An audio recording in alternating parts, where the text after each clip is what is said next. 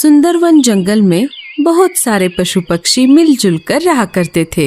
उसी जंगल में लाडो नाम की चिड़िया अपने 2 बच्चों के साथ रहती थी।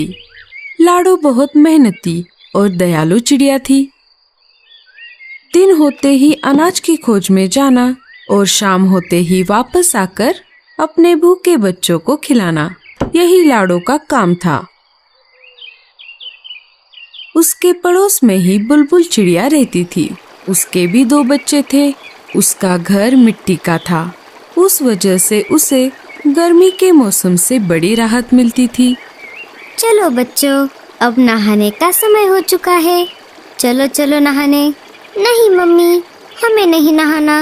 हम घर से बाहर कहीं भी नहीं जाते, फिर भी आप हमें रोज रोज नहलाती हो। अरे बच्चों, तुम दिन भर खेलते रहते हो, इस वजह से तुम गंदे हो जाते हो। अगर रोज नहीं नहाओगे तो तुम्हारे पंखों से बदबू आने लगेगी। बुलबुल के बच्चों को नहाना पसंद नहीं था, फिर भी बुलबुल उनको जबरदस्ती से नहलाती थी। बुलबुल ने अपने बच्चों को नहलाया और उनको घर के ऊपर सूखने के लिए बाहर खड़ा कर दिया। चलो, अब मेरे काम का समय शुरू हो जाएगा। जंगल के पंछी एक एक करके मेरे स्विमिंग पूल में नहाने आएंगे। बुलबुल बहन, क्या मैं मेरे बच्चों को नहलाऊं? हाँ हाँ, क्यों नहीं, पर तुम्हें पता है ना, एक बच्चे को एक बेरी। हाँ हाँ, मुझे मालूम है। ये लो 2 बेरियां। रानो भी अपने बच्चों को नहलाने लगी। एक एक करके जंगल के सारे पंछियों ने अपने अपने बच्चों को नहलाया। लाडो भी अपने बच्चों को नहलाना चाहती थी। वो बुलबुल के पास चली आती है। बोलो लाडो, क्या काम है? बुलबुल बहन, मुझे भी मेरे बच्चों को नहलाना है। हाँ हाँ, क्यों नहीं, लाओ फिर 2 बेरियां। अभी तो मेरे पास बेरिया नहीं है बहन, जब मैं पहाड़ी इलाकों में जाऊंगी तब बेरिया लेकर आऊंगी और तुम्हें दे दूंगी। नहीं नहीं, ऐसा नहीं चलेगा। बेरिया नहीं तो स्विमिंग पूल में एंट्री भी नहीं। ठीक है बच्चों, चलो।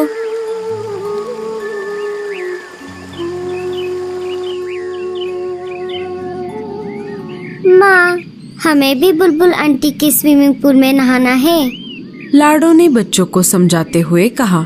नहीं बच्चों, हम नहाने के लिए नदी में जाएंगे, वहाँ का पानी साफ सुथरा है।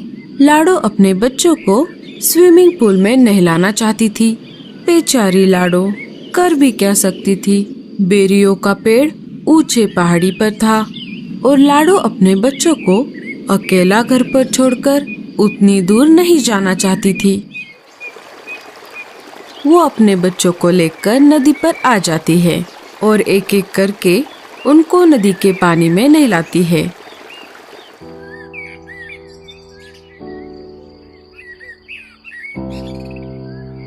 अरे लाडो, ऐसे उदास क्यों बैठी हो?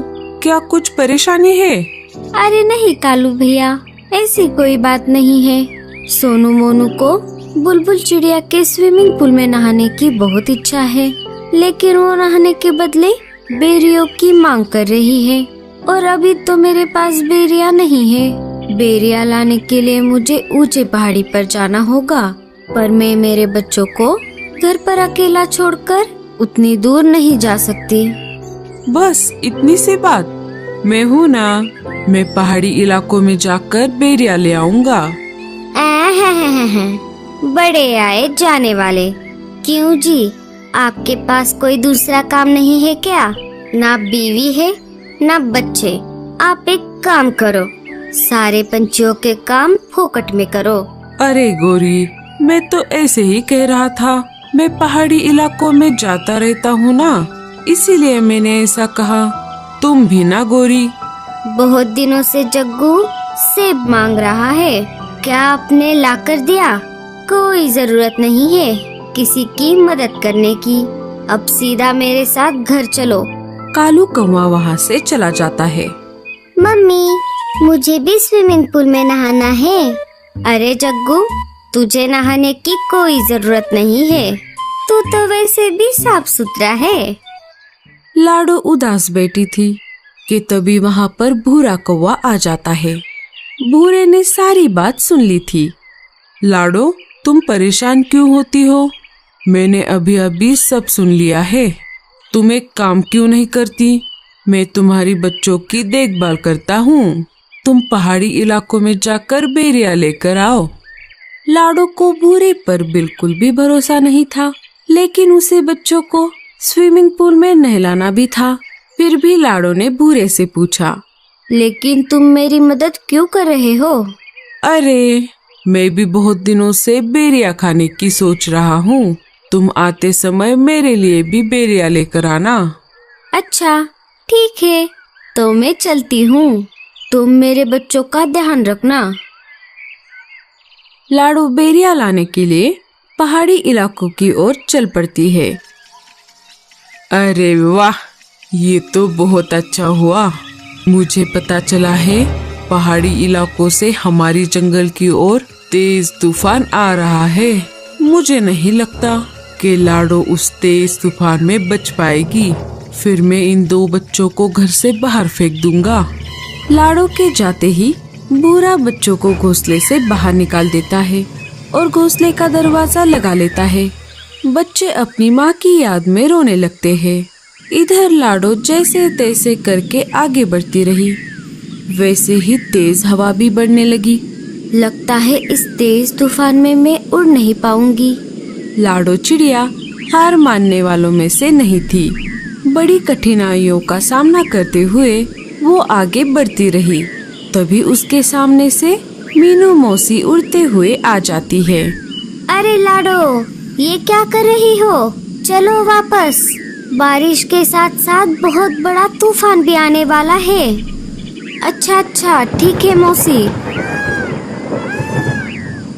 वो दोनों वापस जंगल में आ जाती है। लाडो, बहुत तेज बारिश शुरू हो गई है। तुम एक काम करो, बारिश रुकने तक मेरे घर में रुक जाओ। बारिश थमते ही चली जाना। दोनों मीनू मौसी के घोंसले के अंदर चली जाती है। बारिश अपने जोरों पर थी। मेरे बच्चे ठीक तो होंगे ना? इधर बेचारे बच्चे तेज बारिश में भीग रहे थे। वो दोनों एक पेड़ की डाली पर बैठ जाते हैं, जहाँ पर कम बारिश का पानी आ रहा था। तभी उनको उस पेड़ के तने से आवाज आती है, बच्चों इधर आओ। बच्चे अंदर चले जाते हैं। इधर भूरा कौवा मजे में घोड़े बेचकर सो रहा था। तभी एक तेज हवा का झोंका आ जाता है और भूरे कौवे का घोंसला पानी में गिर जाता है। भूरा घर का दरवाजा खोल नहीं पाता और वो डूब जाता है। थोड़ी देर बाद बारिश कम हो जाती है। लाडो वापस अपने बच्चों को देखने उसके घोंसले की तरफ आ जाती है और देखती है तो क्या, उसका घोंसला तो वहाँ पर नहीं था। वो सब तरफ खोज करने लगती है। तभी उसे बुलबुल चिड़िया मिट्टी में दबी हुई दिखाई देती है। लाडो, मुझे बचाओ। मेरा मिट्टी का घर बारिश में गल गया और मैं मिट्टी में धंस गई।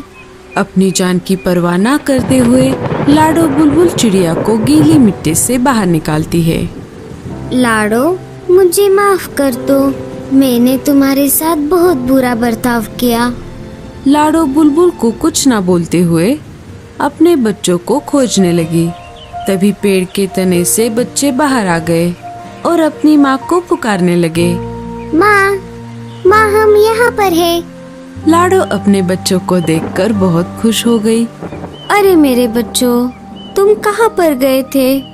माँ, आपके जाते ही उस भूरे अंकल ने हमें घर से बाहर निकाला था और हम यहाँ पर आ गए थे। हमें इन बूढ़ी दादी ने बचाया। माँ जी, आपका बहुत बहुत धन्यवाद। अगर आप मेरे बच्चों को आसरा न देती तो मेरे बच्चे इस तेज बारिश को सह नहीं पाते। कुछ दिन गुजर जाते हैं। फिर एक दिन सारे पंछी मिलकर जंगल के बीचों बीच खुले मैदान में एक बड़ा सा स्विमिंग पूल बना देते हैं जिसमें वो रोज नहाने लगते हैं। दोस्तों, आपको स्विमिंग पूल में नहाना अच्छा लगता है या नदी में? हमें कमेंट्स में जरूर बताना। और स्टोरी अच्छी लगे तो लाइक, शेयर और सब्सक्राइब जरूर करना।